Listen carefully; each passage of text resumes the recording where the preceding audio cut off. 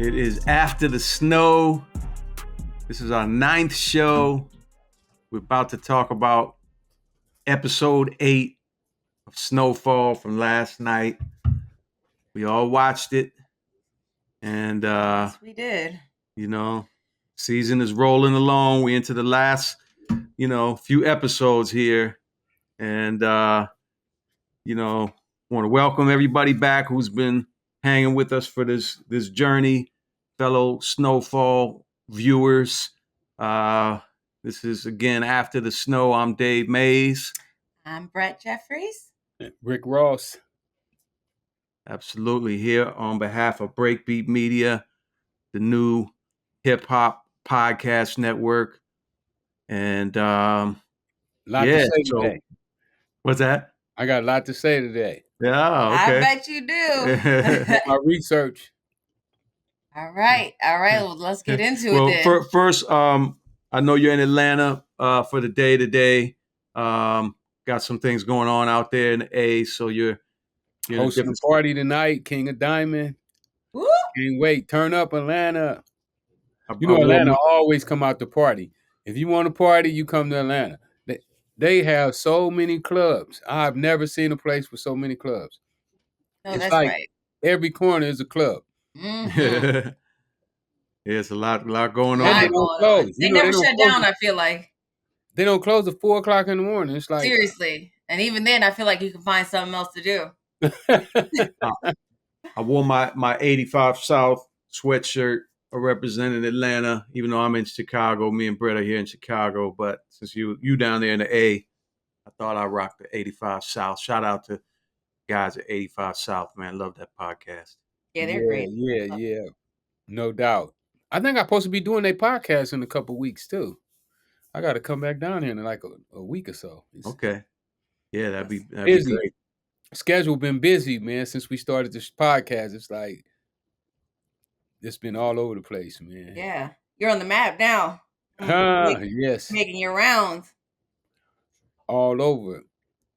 So the new Snowfall, the episode 8 its title was Celebrations. Of course, the main focus around the episode is the wedding of Louie and Jerome that we heard about last week after Jerome proposed. So they rushed to put this wedding together, and it's an interesting afternoon of activities at the wedding.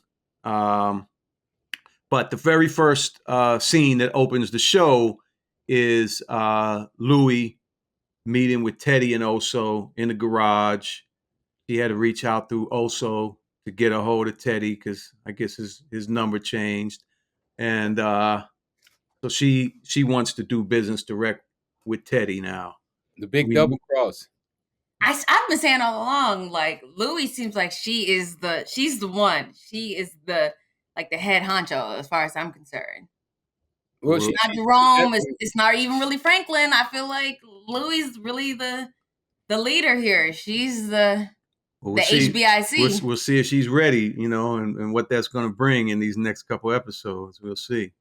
Well, she's definitely been the one doing all the moves to take over. Mm-hmm. Some of them I thought was underhanded, conniving and double crossing, but she's been willing to make those moves. She's been making those calls. She's power hungry. She wants that money. She wants that power. She wants to run things, and I've been saying that for a long time. I could see it, like just some of her little one-liners. You could feel it. You could see it. Yeah, even committing murder. I mean, when she killed her lover. Right. I thought that one was like, wow, you went there with that one there. You kill somebody you love, that's strong. Yeah. So she definitely has the determination and the will to do whatever it takes to get her there. Yeah. And I feel like they touched on that a little bit when Louie, I know I'm jumping ahead a little bit, but when Louie and Jerome were having that conversation after they were officially married and they were having that conversation, she kind of was thanking Jerome for loving her despite her background and despite kind of basically being like raised in the streets. You could see that she has a different background. She kind of lived a hard knock life. a little differently than Franklin and Jerome. Well, you know what, and when you mention that, I remember the girl was on the porch and Jerome almost sicked her on the girl, like almost like she was a dog, like get her. Get her. Exactly. Exactly. Louie jumped up out of the chair. She didn't even hesitate. She jumped up out of the chair and started chasing the girl. And even though she was mad that a Jerome had sex with her without her being involved, she still went out to take care of the business. Exactly. So she in a saw. way, Go ahead. no, I was just going to say, in a way, you know, that theme we talked about last week of mental health is still showing up more in this episode. You know, when you were talking about what Louie says later on, and she was like, you know, you never made me feel less of a person. You always kind of treated me equal, even though I felt, you know, less than or what have you. So, of course, you know, Franklin and everything that we see him going through. This episode. So yeah, that Well, we mental talk about health. mental health, and like everybody on the show got mental problems, if you ask me. I mean, yeah, they just come out differently. They manifest differently. But everybody's a little. My godmother used to say, a little touched. Everybody's a little touched. Somebody's and got Dave, something. this is something that really shocked me. You know, going back through these other episodes, I don't really see anybody in the show having fun. You know, it's like they got all this money and all the drugs, but nobody's really having fun. I haven't saw the excitement of, you know, like we just chilling and we just having a good time. You know, the wedding, I guess, was the first time. This was the closest that I've seen. The barbecue. Talk about what what you experienced. You know what you guys were doing back in the '80s. Like what kind of things were you doing, having fun? What was it like?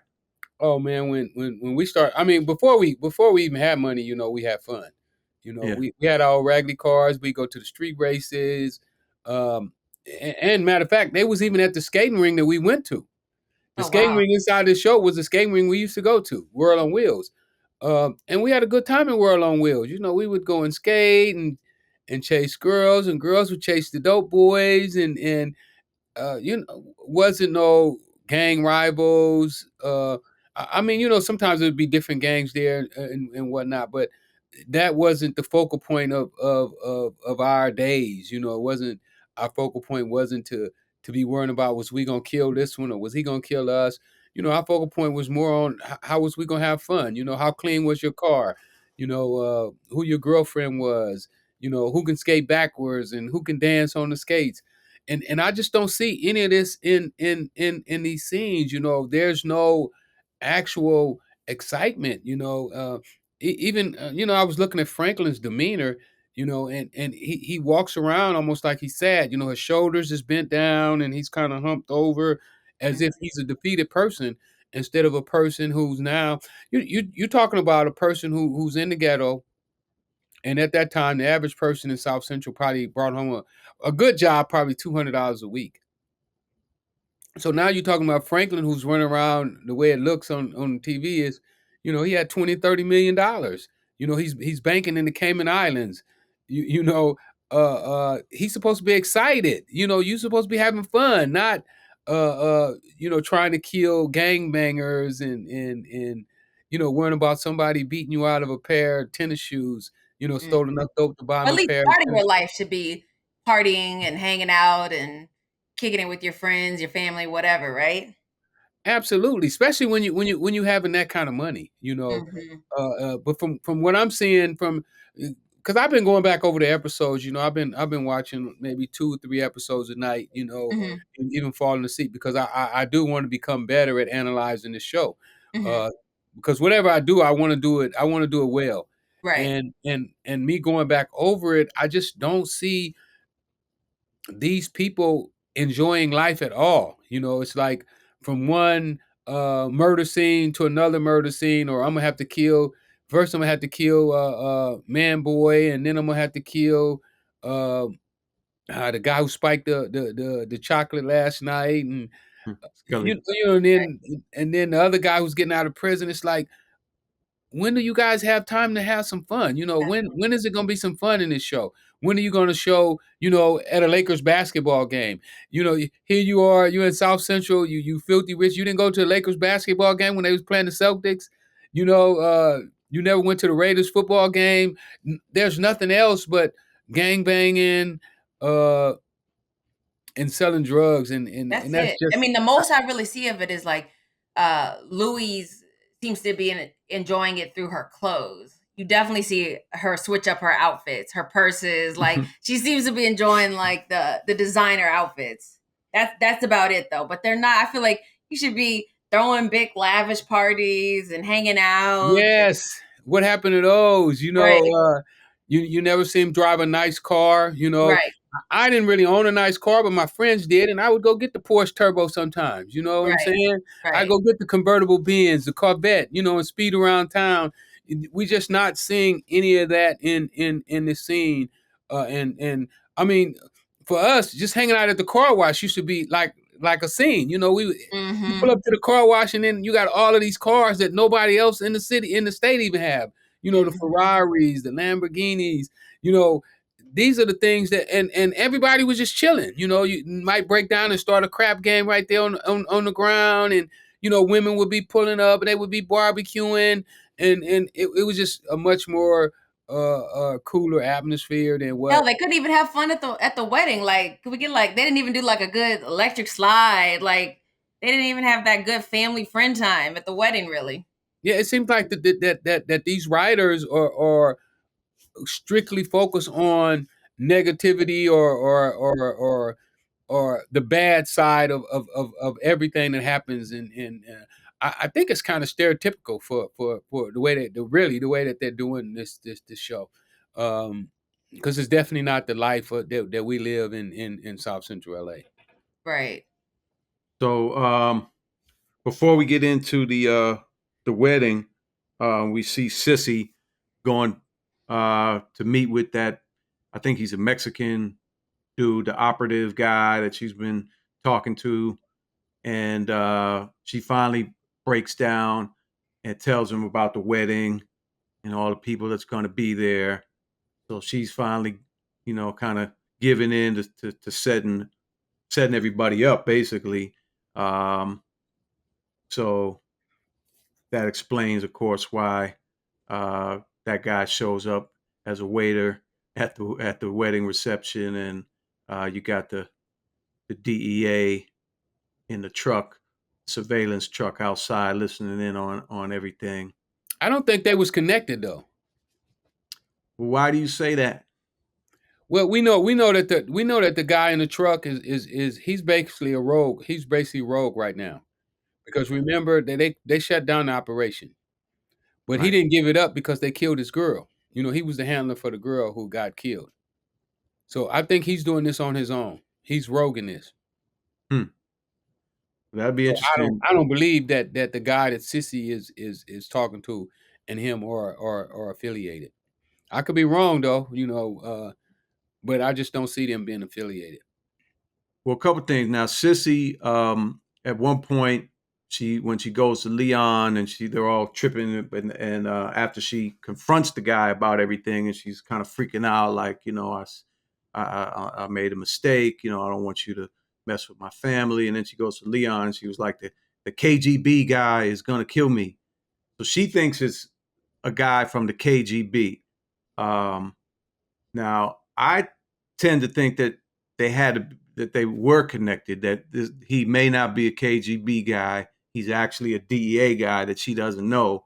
So the whole time she's basically giving information to the DEA that's trying to come back and pursue this case again after, like you said, they got shut down a couple seasons back when Teddy had that pull with the CIA. Um, so we'll see, but. Yeah, I mean the KGB. I guess the idea was she met them in Cuba. The Mm-hmm. Russians Mm-hmm.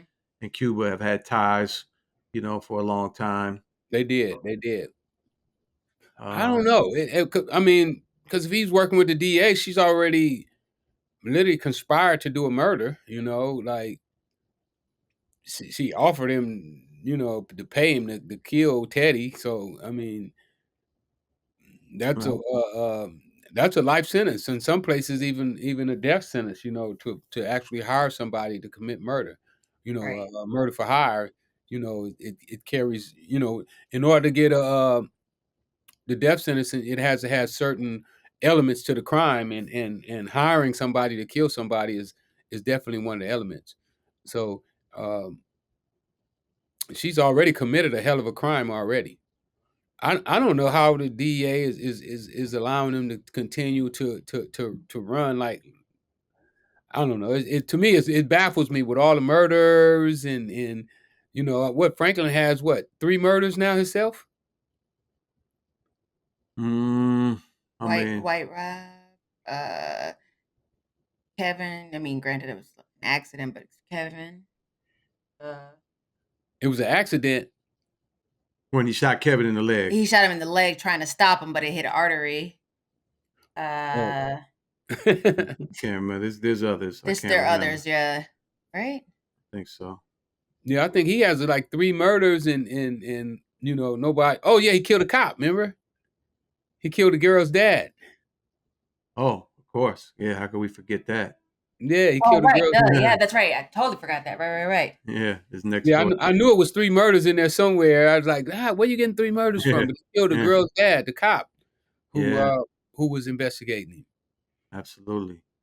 So, so the bodies are piling up. You know what I'm saying? And that was so interesting about the show last night, that he was going back, remembering all the stuff that he'd done. Right. So let's talk about this spiking of the chocolate strawberries. So we see Scully, basically seem like he's the one that put this LSD or whatever it ends up being in the chocolate strawberries that's got everybody tripping. Now, do we think he's doing that for some reason on his own? What I saw, and I noticed a lot of other people maybe didn't see this. To me, they showed a guy in a surveillance truck, and it's like he presses a button or does something, and then you see Scully. It looked like he kind of touched his chest, like maybe there was a signal that he was given that now's the time to go and spike the chocolate. So I think. See, I didn't see that. I know you said I didn't. I got to go back and look. I never saw that. Did you see that? I do remember him. I thought he just felt himself, though. I didn't make the connection that the guy was in the truck, like right at the same time. But he did touch himself, and then that's when he told the girl to get him a water. I thought, matter of fact, I thought he was playing her. I need some water. Oh, okay. I gotta check that out again, because I didn't make that connection. I think Scully is in on it. Like he's decided. Scully's an informant. Yes, he's become an informant for the DEA. That ain't gonna be the first time. That ain't gonna be the first time that gangbangers, killers, cold killers, or we find out an informant. So you could be right about that. I don't know, but I never thought about him being an informant. That's another angle. Could be. We will see. It's a lot of different things that threads that got to come together over these next last 2 episodes. It's going to be interesting to see when Franklin ends up bumping into Scully after Franklin starts tripping, and he's walking through the garden, and then all of a sudden Scully pops up there and he's talking to him for a minute. Scully says something like, "Only with the death of ego can we walk the higher path." Mm-hmm. That's his quote. I wanted to see what you guys made of that quote, if anything. Nah, it didn't really ring a bell with me. Yeah. It didn't really ring a bell with me. I'm thinking he was talking about people just, opening up, like that the drugs was going to make them kind of lose their ego so that they could kind of find themselves and reach this higher path. That was what I was thinking he was kind of alluding to with that comment. Yeah, well, we could see the LSD had a different effect on everybody that was affected by it. Right. And it's funny, the one person that had been on drugs all the time, she didn't get high. It didn't affect her because she didn't eat chocolate. Wanda. So glad she didn't, because I was not trying to see her go back down that path. Yeah, that was interesting. She was the only one that was sober out of all the people there. Now, one of the things that I did enjoy about this whole series, that whole series is I kind of like how they did with Franklin when he was talking to himself. Now that kind of showed me his acting chops a little bit. Yeah, there was some great acting on this episode by Franklin, and Jerome and Louie come to mind. Also, they did some great performances. But yeah, Franklin's what's his name? Damson Idris. Mm-hmm. He's a serious talent, man. I think we're gonna see a lot more of him in the future. Yeah. The only thing I just hope that that they prep him up a little bit, that he's more hyper, in his reactions. He drags. He almost reminds me of an old man, with the way he walks. His feet are not. He don't really lift his feet up off the ground much. Um, and that defeated attitude to me. I don't know how they have him playing as a drug kingpin, and he doesn't walk like a drug kingpin. He walks more like a defeated somebody who just lost a game or something like that. There, Well, did you notice that in previous seasons, or more so in this season? I really noticed it in previous seasons. And it really hit me because, like I was talking to you about earlier, is that I never really see him excited. Like having fun. The only one time I kind of saw him excited is when the girl tells him about the real estate deal. He kind of gets a little excited about that.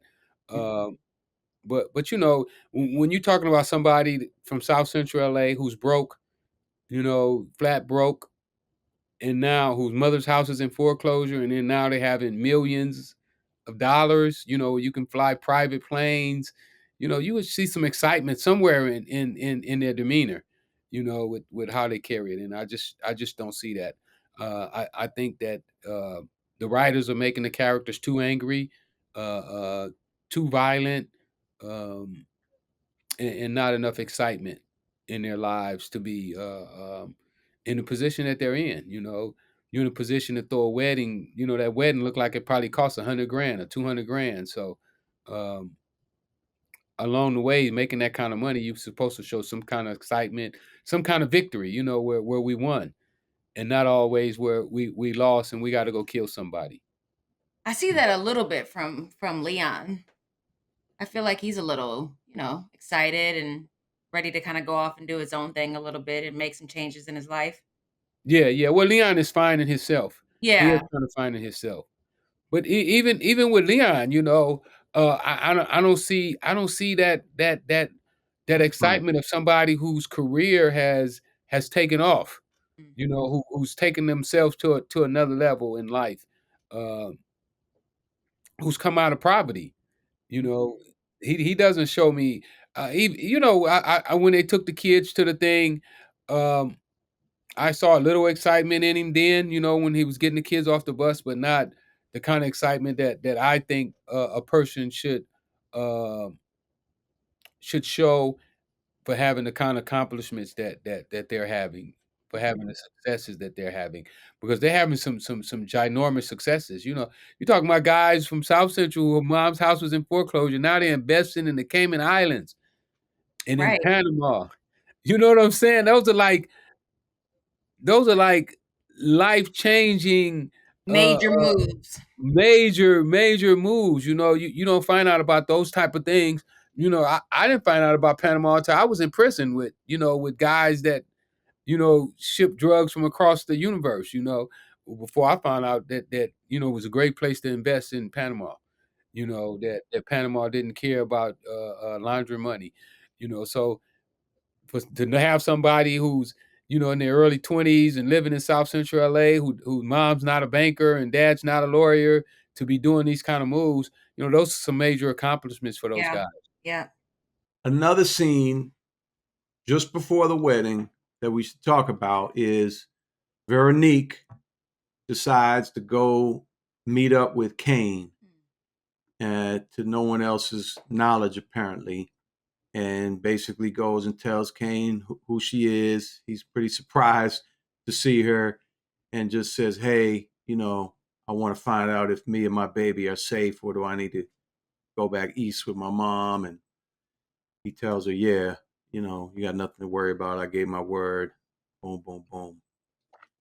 So, what do you guys think of that little move? I mean, Well, go ahead, Brett. You go no, first. I was just gonna say she's a little bit of a boss. I mean, I didn't see that coming, and I Yeah, feel like Franklin I would never feel did some either. kind of way if he knew. Like, I can't imagine like going behind your back and going to meet up with like people you're tied to, and you would definitely feel some kind of way if you found out. Not only that, but now you're asking for their blessings. Right? She's almost going to be indebted to Kane. Yeah, that's true. That's a good point. Yeah, yeah, yeah. That's almost a sign of. But the whole series has been double cross, crisscross. Remember the other girl that Franklin was messing with was going back telling who was that young boy everything that he was doing.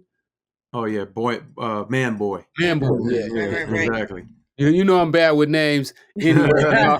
People already know. People who know me know I'll change their name in a minute.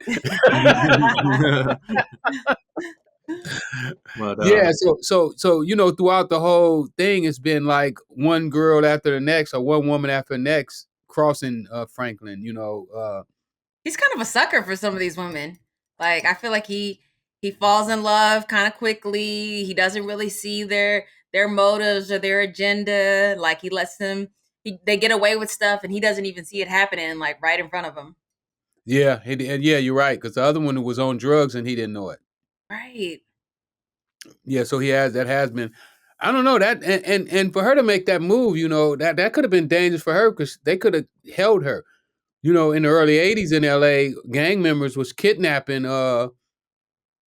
drug dealers, girlfriends, and kids, holding them for ransom. Mm. I had a couple friends that get kidnapped and held for ransom. Matter of fact, one of the guys that I want to bring on the show, that a lot of people don't know, but he was really really rich at a very very young age. I think he went to prison at 22 years old and got a life sentence. Um, and I want to talk to him about coming on the show and just talk about some of the stuff that he saw growing up in South Central and how he looked at it. And he was kidnapped and put in the trunk of a car and jumped Wow. out of the freeway. He jumped out on the freeway doing like 65, 70 miles an hour. wow, Jeez. Yeah. wow. So He how did he get out of the life sentence? He's home now. Yeah, he's home. He's home. The same we route I did, got in that library, man, and fought his way out. He did about 28 years though. oh, But he's yeah. definitely an interesting guy. He's one of the guys that we're all talking about doing a series together. Him, another one, John Boy. John Boy wrote the book The Road in the '80s. Great book. If people really want to see what happened in the '80s, they definitely should pick that book up. And another one named Neville, who was my cellie. Me and Neville, we worked together on the street, and we wind up cellies in the pen. Okay. Are a couple guys that I would really be interested in bringing on to the show and just talking about what it was like growing up in South Central. I think when Tommy started selling drugs, he's about 14 years old, and Yeah, I'd love to then hear their stories. he said that I'm the one that named him Young Tommy. I would definitely love to like hear their stories and hear, their stories about like being drug dealers, being in prison, and eventually getting themselves out. I'd love to hear those stories. That's fascinating. Yeah, and I think people would much rather hear real stories Yeah. of how it really happened more so than some writer who read a newspaper or heard something on TV and sit down and wrote it out. I think it's so Hmm. much better. You know, I'm even surprised with Tiger. Because me Tiger Williams. Me and him sat down. And matter of fact, I think we're supposed to be kin too. We sat down when I got home, and I was just looking through the credits a couple nights ago, and I saw Tiger Williams. I was like, man, how did he write this stuff here? I know he didn't write some of this stuff here they writing on TV because, he knows about South Central. But Hmm. I think those guys would be important to bring on and share some of their insights, you know, uh, because we had some fascinating stories, man. You know, guys that when the boxing matches used to go on would be at Caesar's Palace in brand new convertible Rolls Royces, standing up on the hood of a brand new Rolls with a mink coat on in 110 degrees heat. See, living the life that you're talking about, the life that we're not seeing really play out right now with these characters. Yes, So exactly. And everybody taking pictures and you know, my life. I would tell you it was some sad parts when I was selling drugs, but it was very few. You know, most of my life was exciting, fun, and I think they kind of get when they start writing these stories, they get the heroin era and the cocaine era mixed up a bit. You know, the heroin was more of a slow drag era. Cocaine is more of a speed. You know, everybody's speeding and partying, having fun. yes, I mean you can't be a drug dealer and you dragging around and all the people who are using the drug they on, you know, it's like they on steroids. Right. You know, cocaine, they be moving fast, talking slick, you know, making deals. It's just different, you know, just a whole different era, you know, than what we actually lived and what they actually showing on TV. I mean, they took some elements, you know, of realness and threw in there, but for the most part, they're way off. Well, no, I was just gonna say, going back a little bit to what we were talking about with Veronique and just other women in Franklin's life, I've seen this like theme or this pattern where really all the women, not just the people that he dates or falls in love with, they're all kind of manipulative with him and all kind of like dupe him a little bit. I mean, his not just the women he dates and the women he loves, but look at Louie, look at his mom. They all kind of, you know, they all kind of trick him. They all are manipulate him a little bit, and they all kind of double cross him or go behind his back and do things that will or have ultimately disappointed him. I mean, look at that scene in the wedding, during the wedding, when Franklin does apologize to Louie for not really giving her more power and control over the last few years, and offers to hand over some more control. And she basically is like, "No, it's too late. I'm about to just take this power. It's too late. I'm doing my own thing now." So they all the women that he loves. Well, I knew Louie wasn't going to go back. She had already went. It was too late. Yeah. It's too late now. She already done hooked up with Teddy. Teddy gave her the green light. But not just her. Teddy crossed him. Yeah. Teddy crossed him. For Teddy to be dealing with Louie, that's a cross. You know, if my contact would have told me that he went to one of my guys, I would have said, "No, you can't do that." Right. But I feel like even Oso, that's not going to sit right with him, because Oso and Franklin have now bonded, you know, after their weird like. Yeah, but Oso crossed him too, because Oso took her to Teddy. He did. She said she reached out to Oso, and he's the one that. But you could see that didn't sit well with him. Like you could feel his uneasiness, and I feel like he did it because he had to, because that's his boss or whatever. But I feel like it didn't sit well, and I think it's not. He should have delivered a message. Yeah. If anything, she should have gave him a message, and he should have delivered it. But really, he should have called Franklin and asked Franklin, "Hey, why is Louie calling me? Yeah. What is Louie's purpose of calling me?" That should have been Oso, and then it also should have been Teddy too. Teddy should have been like, "Hey man, you know your girl Louie call." Like if one of my guys or girl would have called me, I'd have been like, "Hey man, I don't know why your girl calling me. Right. I don't know what she want. Right. Or did you tell her to call me? You know, what's the deal?" So and trust me, the whole thing is all about the double cross, underhand. I don't know. It's not a good look. You know, there's no loyalty really in the whole thing. I mean, his dad crossed him by doing that article. Yeah. So really nobody has any real allegiance or loyalty to Franklin, except for, it seems like right now, Jerome seems to really kind of have Franklin's back right now. Leon a little bit. And Leon, yeah. But there was a minute there where Leon kind of Leon switched up on him too. Yeah, for a minute. But Jerome was kind of always kind of steadily. That what Leon did, I see that all the time. You know, like you help a guy, he comes up, and then he wants to be the guy. All the time. That happens in whether it's in the drug world or not. I feel like just all the time. You put people on anything, and then they think they can outshine you or outdo you, and they Yes, can move that's all normal. the That's people in their contact. totally normal. Oh my God, I that get happens, that yeah, all the time. Absolutely. Did that ever happen to you? Like, did any of all your the like time, closest people try to all the double cross time. you? The guys become your competition. Mm-hmm. The same guys who you help put on, they become your competition. So I totally relate to that. Mm-hmm. That's totally normal.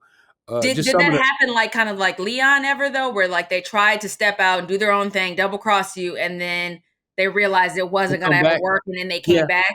yeah, that happens too. Okay. Did you really trust them again after that though? Well, you already know that I got one friend and he's done that 5 or 6 times to me. He'll come back and I help him get on his feet and then Mm. he'll do it again. But I mean, he's my boy, so what can I do? I'm Right. stuck with this motherfucker. Well, that's a real friendship, I guess. His mom and daddy left him with me, so I like here I am. What I'm gonna do? Let him be homeless? Let him not have nothing to eat? Right. I can't do it. I can't do it. I want to though. I said when Mm-hmm. he left this time. I said he can't come back no more. But who Mm-hmm. knows? But yeah, it's happened a lot of times with me. I mean, and not just with friends, families do the same thing. Oh yeah. It's something about that power that just when people start to have a grasp of some power, they just sometimes they just don't know how to handle it. Mm-hmm. Now you had this, this connect with what's his name? Your Blandone, with Blandone, and that was a solid, big, strong connect that helped you out, quite a bit. But as the years got on, and there was more competition in the market, like you said, other people trying to take your spot or whatever.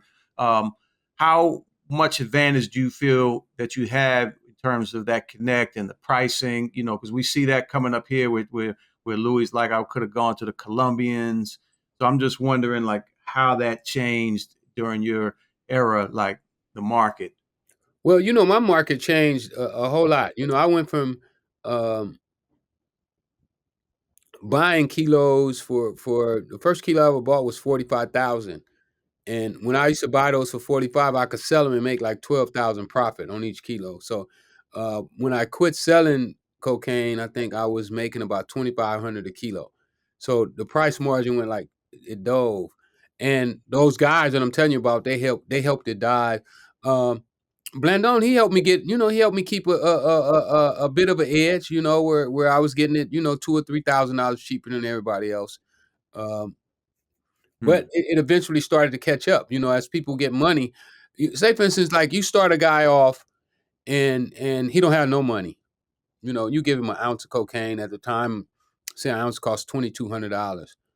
This guy is not really valuable to a big time drug dealer. He don't really mean anything to him.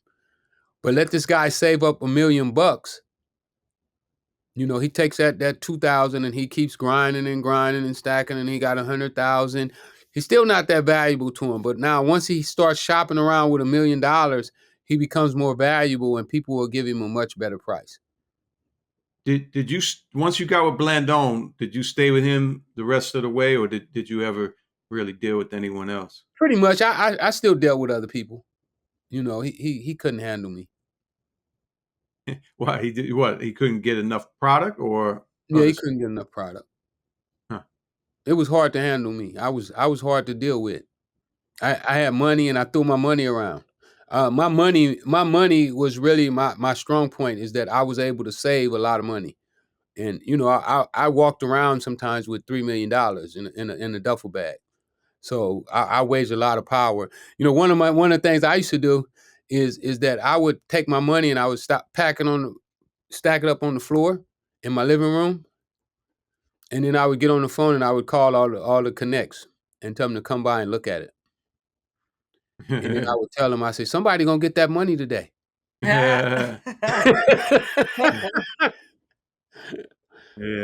So they would come by because I knew, what I had figured out is I figured out that say, for instance, if I'm making 200,000 on every million, they have to be making like 100,000 on a million, maybe 200,000 on $1 million. I didn't really know how much they was making, but I had an idea that they was doing something like that. So if they don't do the deal, they're gonna miss out on 300,000. And so I might ask them for a $50,000 discount. Like, do you want to lose 50,000 to miss out on making a 250,000? So you had to give them options, and that's how I was able to work them down, because I at first I used to believe that the benefit was going to be in a cheaper price of drugs. I didn't understand that when I drove the price down, that I also was going to drive my profit margin down, which is what eventually happened. Interesting. I want to just bring it back to Veronique and Kane in that meeting, because very end of this episode, we see Buckley is making the move on Kane. We don't know yet what happens. There's some preview at the end that I want to get into as well. But do you think there's going to be any blowback on Veronique when it comes out, that Kane got set up? Wow, that's an interesting point. Was she still in the place talking to him when that happened? Well, I think she's left. They had their meeting, because you see her. I think after that, at the wedding, or whatever. That was probably before the wedding. Was that when he was tripping though? I think he was tripping off the acid when he saw her. He was he? But was she? And then he saw. Remember, he was visualizing people. Remember, he saw Rob and right. all kind of people. Was she actually back? Because didn't she call him and say like, "Oh, like I'm feeling better. I'm gonna come back," or something like that? No, that was him. That was when he was hallucinating, I think. That's what I'm saying. Yeah. Was she really there, or was that just his hallucinating? Well, she was there at the wedding, because you see her standing with Franklin on the stage, like as the best man, and she was standing there with him. So I think she was definitely at the wedding. Then she left. We don't know whether she actually came back to the wedding or not, or whether that was just a hallucination. But we do know that a move is about to get made on Kane. Something's about to happen, and that she sat down with Kane before all that. So it'd be interesting to see where that leaves things, because in the preview, and Rick, I don't know if you got to it, but at the very, very end, after all the commercials, again, they throw the preview in. And one of the things they show is apparently things got a little crazy with the Buckley hit on Kane, because you hear a police chief or captain or somebody saying, how did one of my officers get killed? So one of the police ends up getting killed in some kind of shootout with Kane and his people. So I don't think it's, well, I don't know. It could be Buckley, but something goes wrong with that. So I'm not sure whether Kane dies or what happens. We'll find out probably next week. But the death of a cop is going to be definitely another storyline that comes up. Well, we already had a DA agent get killed. Quietly. Finale? No, there's two more. Next week is episode 9, and then there's 10 after that. Yeah, so I guess this next one gonna be interesting. I like to see what happens with the Buckley situation. Yeah, I mean, so we can just kind of talk about where things might go, because you got all these things swirling around. I mean, of course, you got Louie and Jerome that are making their own moves. Jerome is a little bit concerned about where this might go, when he says, I'm not going to go to war with my family. And, Louie assures him, hey, it's not going to get to that. It's going to be fine. Just business. And this is what we got to do to protect and secure our future. But you can see, there's going to be some type of confrontation between Franklin and then Louie and Jerome. Who knows how that's going to end up. You've got Teddy. We didn't touch on that, but Teddy, of course, breaks into Franklin's crib and is taking pictures of all his documents. So he's moving forward with this plan to try to wipe out Franklin's finances, apparently, as a way to try to get rid of him. So there's a lot of things that could happen. But I'm really interested to see what you guys think about Louie and Jerome versus Franklin, and where that's going to end up. Well, from Franklin's trip, I thought he might be thinking about getting out the game. Okay, well, that's a good point because there's a another scene in that very end preview. The first thing you see is Franklin getting off a plane on an island somewhere and meeting up with Veronique. So apparently he sent her off and goes down to meet her on some island. So they have a brief conversation that you don't hear everything. She says something like, I knew you were a killer when I first met you, but something. But you could be right. He may be trying to make his exit. Yeah, because it's usually some dramatic situation that changes your mind and it makes you feel that you're in the wrong line of business, and to have, your best friend Rob come back and tell you, I never would have crossed you, like you didn't have to kill me. That's pretty powerful. I think so. I mean, like, wow. Yeah. Well, the other news that came out this week is they officially announced season 6 is coming. It's going to be the final season. They've announced, FX announced, but there is another season coming back. So we know that, it's got to end with, a situation for another season. So who's going to survive? I mean, somebody's going to die. I don't know if it's going to be Jerome or Louie. There's also, a question about what's his name? His boy, Franklin's boy, Leon, because Leon, you see, kind of gets put in the middle of it when the Kane hit goes down. I think it's going to put Leon at odds with Kane's people because he's the one that brokered that peace, and now they think that he set them up. So somebody's going to die. I'm pretty sure out of Leon, Jerome, Sissy, or Franklin. But I tend to think Franklin's going to survive and be the lead in that sixth season. What do you guys think? I ain't got a clue on that one. I'm I don't lost. think they're gonna take Franklin out at the end of this season. No. Yeah, somebody's probably gonna go. They got to have something big, dramatic happen to keep pushing the story forward. I think. I just don't know who it could be. Or I think Louie and Jerome gonna take over the business, though. That's probably what's gonna happen. They take over the business. Rick, I think you said that you thought Franklin might end up going to jail too, right?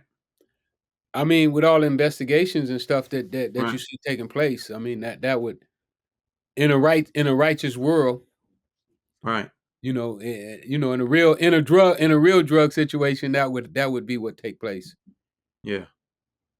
I mean, it's so much evidence, to put him in jail that it's crazy.